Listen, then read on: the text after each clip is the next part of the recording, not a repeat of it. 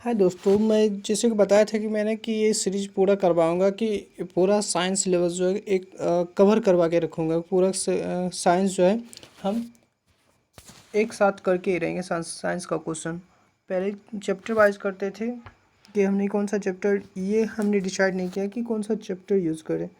मैंने ये रखा कि हमने सबसे पहले साइंस का एक एक टॉपिक जो है वो कवर कर लें, एक एक पॉइंट्स क्या जो पढ़ना चाहिए, क्या ज़रूरी है। उसके बाद हम धीरे धीरे सारी सब्जेक्ट्स की हर एक चैप्टर जो है उस चैप्टर से हम कुछ नॉमेरिकल्स लेंगे, कुछ उस ऑब्जेक्टिव करेंगे और उसके कुछ डिफाइंस करेंगे बाद में। पहले हमने ये सीरीज इसलिए स्टार्ट किया है ताकि जो भी जैसे कि पैरामेडिकल, पॉलिटेक्निक, आईटीआई, इस सब में भी ये पॉइंट्स काम आ सकते हैं। ये ज़रूरी नहीं है कि ये सिर्फ बिहार बोर्ड के ही लिए है। ये मायने रखता है कि ये कि आप कितना अचीव कर पाते हैं। ये Bihar board, CBSE board, Jharkhand board, सभी बोर्डों के लिए ये फ़ायदेमंद है।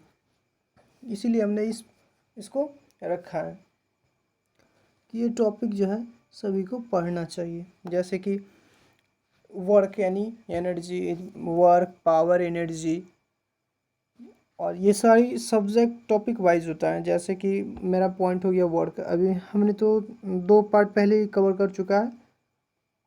आप मेरे चैनल पे देख सकते हैं, इसके पीछे मैं प्ले लिस्ट में डाल दूंगा उसको। तो आज मेरा ये पॉइंट्स है, आज कवर करेंगे इस लेक्चर में हम कार्य के बारे में जानेंगे कि कार्य क्या होता है। कार्य किसी वस्तु पर आरोपित बल एवं उसके कारण हुए विस्थापन के गुणनफल को कार्य कहते हैं। कार्य जो होता है किसी वस्तु पर आरोपित बल एवं उसके कारण हुए विस्थापन के गुणनफल को कार्य कहते हैं। कार्य एक अदिश राशि है। कार्य धनात्मक, ऋणात्मक तथा शून्य हो सकता है। कार्य का ऐसा मात्रक जूल होता है। सीजीएस मात्रक अर्ग होता है। यदि किसी वस्तु पर 1 न्यूटन का बल लगाया जाए और उसमें 1 मीटर का को विस्थापित हो तो किए गए कार्य की मात्रा 1 जूल होती है। 1 जूल किसे कहते हैं? यदि किसी वस्तु पर 1 न्यूटन बल लगाया जाए और उसमें 1 मीटर की दूरी पर विस्थापित हो जाए, मतलब हो जाता है, तो इस स्थिति में किए गए कार्य की मात्रा 1 जूल होती है।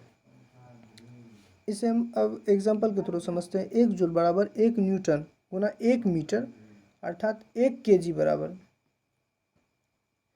1 केजी मीटर प्रति सेकेंड स्क्वायर गुना 1 मीटर। 1 केजी बराबर होता है 1000 ग्राम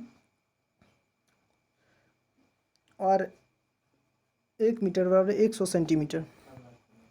इसलिए टोटल हो गया 100 सेंटीमीटर, मतलब 1000 ग्राम 100 सेंटीमीटर स्क्वायर गुना 100 सेंटीमीटर। टोटल हो गया हमारा 10⁻⁷ ग्राम सेंटीमीटर स्क्वायर प्रति सेकेंड स्क्वायर हो गया। अर्थात 1 जूल बराबर 10⁻7 अर्ग जूल होता है। 1 जूल बराबर 10⁻7 अर्ग होता है। अब नेक्स्ट पॉइंट है मेरा ऊर्जा यानी एनर्जी। ऊर्जा के बारे में जानेंगे। किसी वस्तु ऊर्जा क्या होता है? किसी वस्तु में कार्य करने की जो क्षमता होती है उसे ऊर्जा कहते हैं। कोई भी कार्य को जो हम करते हैं उसमें जो हमारी एनर्जी लगती है उसे हम ऊर्जा कहते हैं। ऊर्जा एक अदिश राशि है जिसके मात्रक कार्य करने के मात्रक के समान ही होती है। अब नेक्स्ट पॉइंट जानेंगे।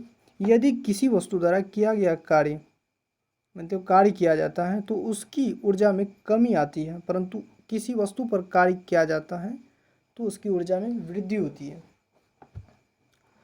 इसने कहा कि किसी वस्तु द्वारा किया गया कार्य, जो कोई वस्तु करता है तो उसकी ऊर्जा में कमी होती है, मतलब कोई वस्तु काम करता है तो उसकी ऊर्जा में कमी होता है, परंतु किसी वस्तु पर जो कार्य किया जाता है तो उसकी ऊर्जा में वृद्धि होती है। लेकिन अगर वस्तु पर कोई कार्य करता है तो उसकी ऊर्जा में वृद्धि होती है।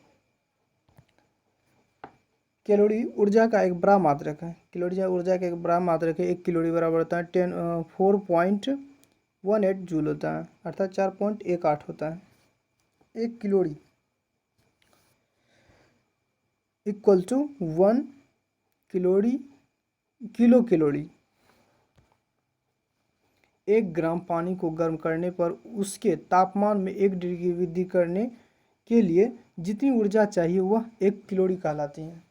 अब 1 कैलोरी कैसे होता है, मतलब कि 1 कैलोरी कैसे हम समझेंगे कि 1 कैलोरी हो गया, उसको हम इस प्रकार डिफाइन कर सकते हैं। 1 ग्राम पानी को गर्म करने पर उसके तापमान में 1 डिग्री सेल्सियस की वृद्धि के लिए जितनी ऊर्जा चाहिए वह 1 कैलोरी कहलाती है।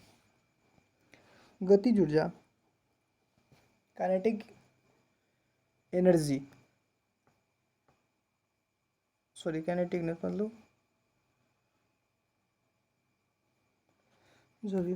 गतिज ऊर्जा किसी वस्तु में उसकी गति के कारण जो ऊर्जा उत्पन्न होती है उसे गतिज ऊर्जा कहते हैं। गतिज ऊर्जा सदैव धनात्मक होती है। काइनेटिक एनर्जी, ठीक ही बोले थे। काइनेटिक एनर्जी यानी गतिज ऊर्जा बराबर kinetic energy equal to 1/2 mv² होता है। काइनेटिक एनर्जी में वस्तु मतलब क्या होता है, काइनेटिक एनर्जी वस्तु के वेग की दिशा पर निर्भर नहीं करता है। ये जो होता है वस्तु के वेग के दिशा पर निर्भर नहीं करता है। अब स्थितिज ऊर्जा के बारे में हम रेस्ट एनर्जी के बारे में समझेंगे। स्टैटिक एनर्जी किसी वस्तु में उसकी स्थिति या आवेश मतलब अवस्था के कारण संचित ऊर्जा उसकी स्थितिज ऊर्जा कहलाती है। स्थितिज ऊर्जा कहलाती है। यदि m द्रव्यमान की वस्तु में को h ऊंचाई तक लिया जाए तो इसकी स्थितिज ऊर्जा का मान mgh होगा, अर्थात potential energy equal to mgh होता है। स्थितिज ऊर्जा का मान वस्तु को ऊंचाई तक लाने वाले मार्ग पर निर्भर नहीं करता है, मतलब ऊंचाई वाले स्थान पर लाने में निर्भर नहीं करता है, लाया जाता है उस पर निर्भर नहीं करता है। गतिज ऊर्जा मतलब गतिज और स्थितिज ऊर्जा के योग को यांत्रिक ऊर्जा कहते हैं। यांत्रिक ऊर्जा जो कहते हैं गतिज ऊर्जा और स्थितिज ऊर्जा के योग को कहते हैं। विद्युत ऊर्जा क्या है, यानी इलेक्ट्रिक एनर्जी आवेशित कणों से उत्पन्न ऊर्जा विद्युत ऊर्जा कहलाती है। मतलब क्वांटिटी पार्टिकल्स से जो ऊर्जा उत्पन्न होती है उसे विद्युत करंट इलेक्ट्रिक एनर्जी कहते हैं। नाभिकीय ऊर्जा न्यूक्लियर एनर्जी नाभिक के विखंडन और संलयन से उत्पन्न ऊर्जा को नाभिकीय ऊर्जा कहते हैं।